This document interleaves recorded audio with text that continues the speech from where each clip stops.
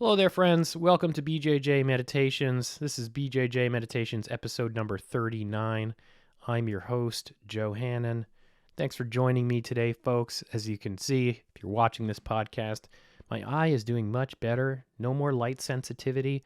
No more waking up in blinding pain. That's fantastic. I just have the blinding pain of the New York Jets and the loss of Aaron Rodgers to live with, which, hey, I've been a Jets fan for 36 years now, and you think I'd be used to this sort of thing, but I'm not. What can I say? I got my hopes up just like everybody else, and here I am extremely disappointed. Uh, Speaking of New York, I think the thing that's probably top of mind for anybody who cares about our sport this week is this New York Times article, which ran, I want to say, Monday morning with the headline, Injuries in Brazilian Jiu-Jitsu Prompt Introspection and Growing Martial Art. And then the sub-headline was, Brazilian Jiu-Jitsu, a self-defense form popularized by its use in mixed martial arts, is seeing new conflicts with less oversight than some other combat sports. I'll put a link to the article in the show notes, but unfortunately it's paywalled. So unless you have a New York Times subscription, you're probably not going to be able to read it. You might be able to find it elsewhere on the internet. I'm sure somebody has reposted it by now. But when I tried to share it with my team here at Princeton Brazilian Jiu-Jitsu, we quickly ran into that paywall problem. But I think it's a really important read for a number of reasons. The first is that it opens up with this anecdote from this guy who was a brand new student, was training with his black belt instructor, and his black belt instructor put him in a heel hook and tore up his knee somehow. The guy was limping around for a while. And obviously that's a gross oversight and misjudgment on the part of the instructor. Would hope that anybody with a black belt or even a blue belt for that matter would have enough common sense to realize that it's a bad idea to heel hook a brand new student. As we all know, generally speaking, by the time you feel pain in your knee, it's too late. And the heel hook to the untrained grappler is, it seems like non-threatening. Like, it's compromising. Your heel is being held. Your knee is in danger. But yeah, by the time you feel the pain, it's far too late. Actually, like, one of my first experiences with the heel hook, I was training with somebody who unbeknownst to me, kind of had a troubled history on the mats. I was not a brand new student, but at my previous school, we didn't train leg locks with any regularity. We were in the gi in this new school with this person that I'm talking about right now. And this person put the heel hook on me, and I had never seen it before. And I rolled to escape and rolled in the wrong direction. Unfortunately, he had enough wherewithal to release his grip, and he promptly scolded me never to do that ever again. And looking back in hindsight, why are you trying to heel hook a brand new student in the gi in the first place? Not even within the standard IBJJF rule set, you're doing that. But later, I came to find out that this person kind of had some demons that they were working through, and sometimes those demons showed up on the mat in unsavory ways. But all this to say is, I think there's an important lesson here for any of us who are in leadership roles in a school, or even if you're in a leadership role within a role, like you're the upper belt in the role. We're all responsible for our own safety. I don't want to undermine that. It's train at your own risk. And this is a combat sport, and freaky things do happen. But I think we owe it to our partners to take the higher road here and not do anything that is excessively disruptive or dangerous like this instructor did. So with that obvious part out of the way, there are these bigger lingering questions about, if you're somebody who's a leader in your school, maybe you're an instructor, maybe you're an owner, what do we owe our students to make jiu-jitsu safer? And can jiu-jitsu even be safer? We had a very spirited discussion about this in our instructor group chat at the school. And one of the things that the article sort of tacitly advocates for, in the way that the New York Times either overtly or tacitly advocates for certain things, is regulation on par with what we see in judo, for example. And I don't think that has made judo any less dangerous. You're still getting thrown dynamically, ballistically through the air and landing on the floor, and things happen when you're getting thrown. That was one of my worst jiu-jitsu injuries, was training drop Sayanagi. And instead of my partner kind of rolling me off of their back, he more or less picked me up and dropped me on my shoulder. And I had a gnarly AC joint separation injury that took a very long time to heal. So is judo any safer? I really can't say. I've never trained judo in any formal capacity, but my hunch is probably not. I don't think that the regulation of judo makes it any safer. It probably just makes it more standardized and uniform. Maybe the experience you get from school to school is more uniform. So, yeah, I don't really see that as being the way forward for jujitsu. But, I do think as an instructor, as a school owner, there is something to be said for proper onboarding of students. And this is something that I'm kind of wrapping my head around in real time here. Not a fan of CrossFit for a number of reasons, but I think that one of the things that CrossFit does well now is onboarding people. When you're doing these complex Olympic movements, there's a lot of room for injury if your form's not proper and if your form is deteriorating as you fatigue, which is normal. So a lot of the CrossFit boxes that I know that friends train at have incorporated a really strict and regimented onboarding program. And I think that some jiu-jitsu schools have kind of taken this approach too. I also think that a lot of times when injuries occur in jiu-jitsu, it's a product of nerves. Like you're tense, you're really rigid. And I think I put myself back in the place of being a know-nothing white belt swimming with the sharks. And I was very tense for a long time. Even when I had been training for a little while and went to a new school, I still felt very tense. When you're in a population of students where everybody knows essentially nothing, that level of tension dissipates a bit. So what do we owe our students? What do we owe our students? We owe them jiu-jitsu instruction. Obviously, that's what they're paying their tuition for. But above and beyond that, we owe them safety, and we owe them a learning environment that is conducive to learning this sport in such a way where they're not facing undue risk or taking on things that they can't handle. So my gears are really turning sort of as a business owner right now about what if we were to have like a formal onboarding process in jiu-jitsu, what might that look like if we were optimizing for mitigating risk and ensuring that students have the steepest learning curve and also the safest learning experience. So if you have any thoughts about that, I'd love to hear from you. You can either comment on this video on YouTube or you can email me at bjjmeditations@gmail.com. Either of those ways are great ways to get in touch with me, but maybe your school has an onboarding program, or maybe you just have a really strong opinion about this subject. I would love to hear about it. Maybe we could discuss it on a future episode. But, the other thing I wanted to talk about relative to this New York Times article is like when something appears in the New York Times, it really, to me, means it's hit a mainstream level of consciousness. So now the New York Times is writing about jiu-jitsu. Of course, they spell it Jujitsu, one word. The style czar over at the New York Times. If you want, as a former newspaper editor at New Jersey Star Ledger, if you want to have a discussion about the stylistic distinction between that spelling of jiu-jitsu and the Brazilian jiu-jitsu spelling that most schools prefer, please give me a call. I'd love to talk to you about it. But for those of you who aren't that nerdy, and so now jiu-jitsu has risen to this level of popular cultural awareness. I think that Mark Zuckerberg certainly had something to do with that, and his pending, probably not going to happen, super fight with Elon Musk might have something to do with that. But yeah, it's a thing now. It's a thing that regular people standing in line at the grocery store probably have some baseline level of awareness about. And you kind of have to ask yourself, when the New York Times is quoting certain people as authorities on the subject of Brazilian Jiu-Jitsu pedagogy and instruction and safety, you have to ask yourself, do we really want these people speaking for us? Maybe we do. Maybe we don't. I don't know. I'm purely agnostic on the subject matter. But, jiu-jitsu is not centrally regulated. And there are pluses and minuses to that.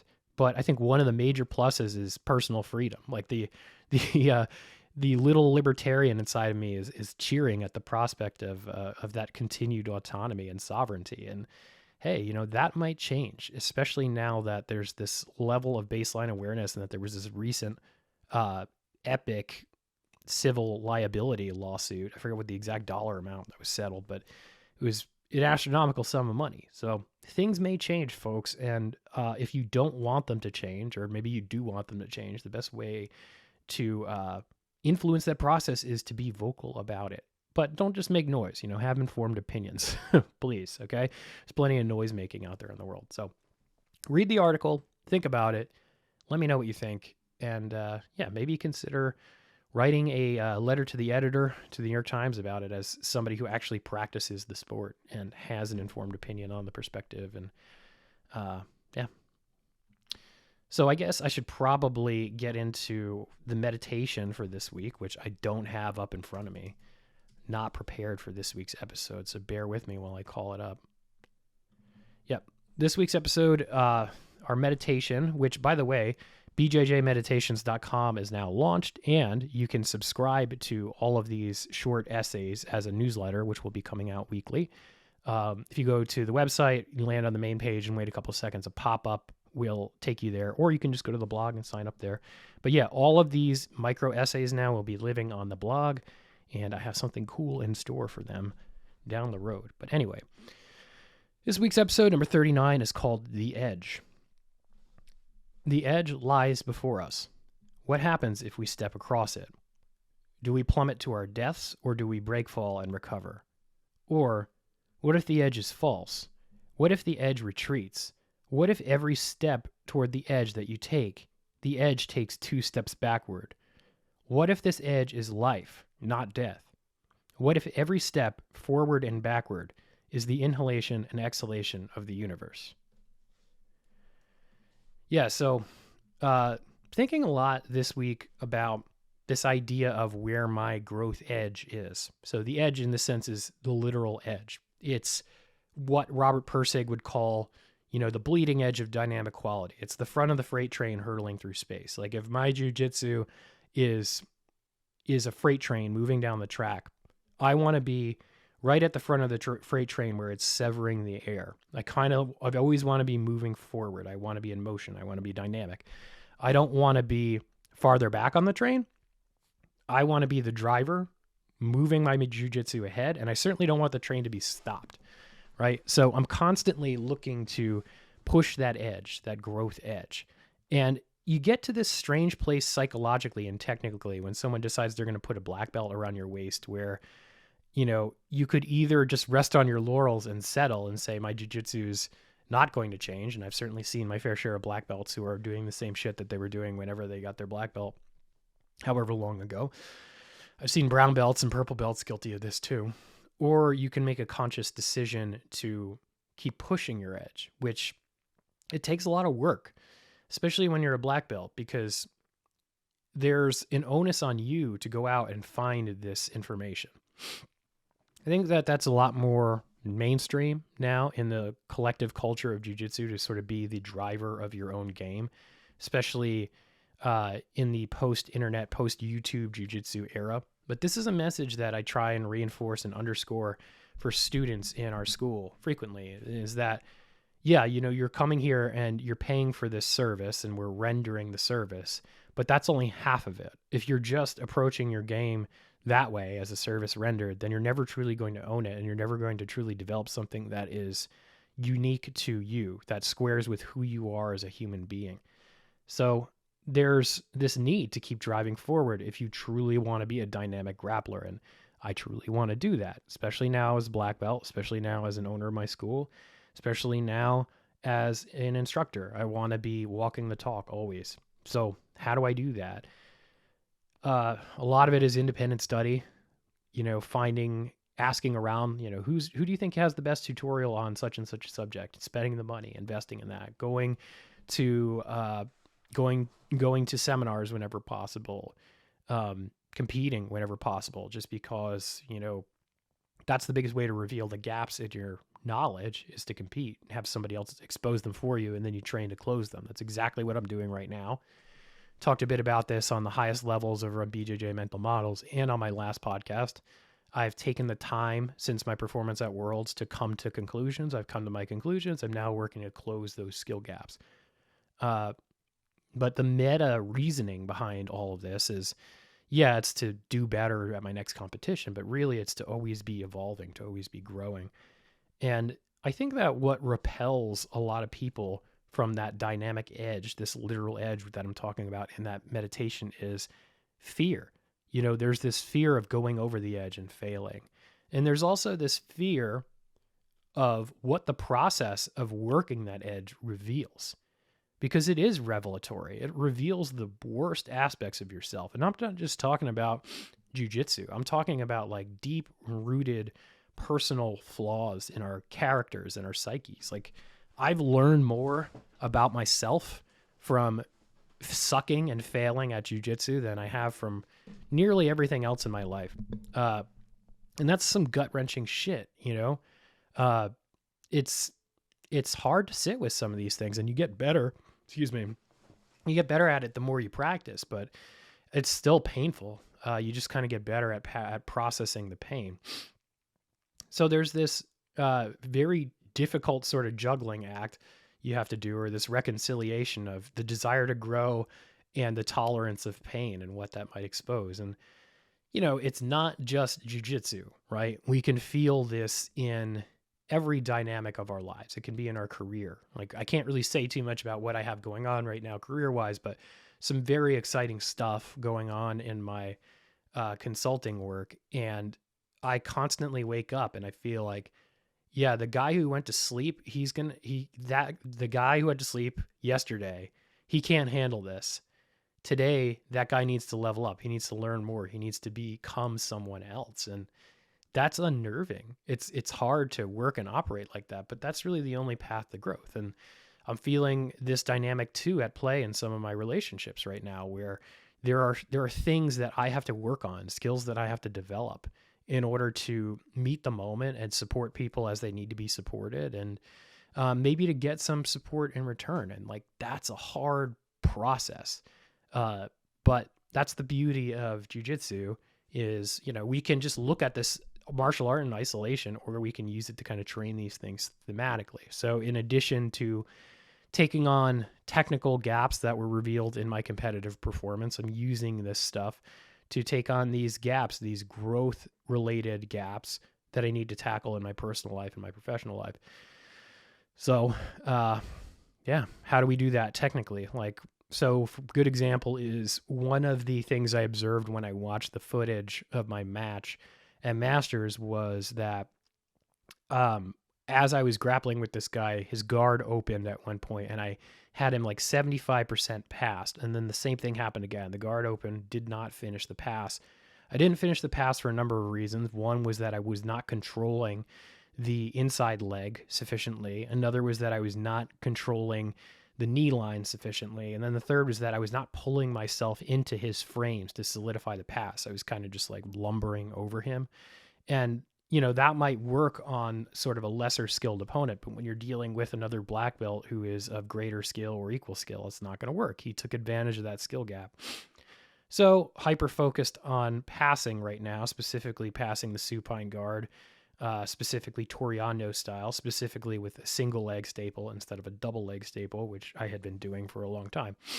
So skill gap revealed. Now, how do we extrapolate that thematically to some of these dynamics that I'm talking about right now? I think a lot of the sort of consternation I'm feeling right now about being asked to level up in my career is in the sense that there are technical skills that I haven't mastered. So instead of being sort of dominated by this psychological reaction, this feeling of being overwhelmed, I'm breaking things down into their component parts and saying like, well, what are some technical skills I can develop here to really get a sense for things? Mostly how I've articulated myself to clients and just in other arenas relative to this consulting work before has been in writing. It hasn't been in dialogue. So, hey, guess what? This is a one-sided dialogue. This podcast is a one-sided dialogue, but also I'm bringing on more guests in the coming weeks and days. This is a wonderful way to train that technical skill to address the psychological dimension of it. And these are the things where I feel like you can really start to make significant progress, not just in that one area, but across your life if you take this thematic approach. But again, it takes effort, it takes courage, it takes a willingness to put yourself out there. And I'm not like patting myself on the back here, guys, because I'm just as afraid as you are. I feel all these things too when I'm trying to take on these different arenas and level up, but we have to be willing to kind of walk through that fire if we want to reap the results. And the fact of the matter is that some people are willing to do it and others aren't. I think everybody feels the same things. Courage, I think, is not an absence of fear. It's just a willingness to act despite the fear. And most of the time, I feel like you find out that there really isn't much on the other side of that fear anyway once you walk through it. And that's about all I have to say this week. I do need to kind of add a bit more to the closing notes than usual, just because we got some changes percolating here at BJJ Meditations. The first is, as I mentioned earlier, the new website is up and running. It's bjjmeditations.com. And there you can do a number of really cool things. One of them is you can book a coaching session with me on the coaching page. That's the best way to support the podcast if you appreciate these ideas. The second best way is another thing I'm adding. You can just make a donation of whatever amount of money you want. There's a link on the website on the podcast page to my Venmo account. If you want to throw some change my way to offset the production cost of this podcast, that's great. Again, no pressure. I just want to emphasize the podcast is always going to be free. And I just want these ideas out into the world. Hopefully they can be of use to you as they've been useful to me. As I mentioned on the blog, on the website, you can read all the essays, and you can sign up for the newsletter to receive them in your inbox. It's a great way to never miss a single one. And yeah, the other thing you can do is, if you're enjoying this again, just review it, subscribe, share, all that, wherever you're listening to it. Hugely appreciated. In the coming weeks, we've got some exciting developments to share with you. We'll be interviewing Elizabeth Bass, who is the fantastic artist behind the artwork you see on the show notes and tiles of this page. She's Lizka Learns, LizkaLearns on Instagram. And then I'll also be doing an interview with my good friend Colin Weimer about a topic that came up during Masters Worlds, which was no sad stories, which I thought was a beautiful way to put a point that he and I had been wrestling with. Really looking forward to going deep with Colin on that topic. And what else do I have to say? Follow BJJ Meditations on Instagram, BJJ_meditations. You can read my other work on Substack, johannon.substack.com. And of course, please feel free to come through and train at Princeton Brazilian Jiu-Jitsu. We welcome people from any and all academies. Just please don't heel hook any white belts. Thank you. We'll see you next week.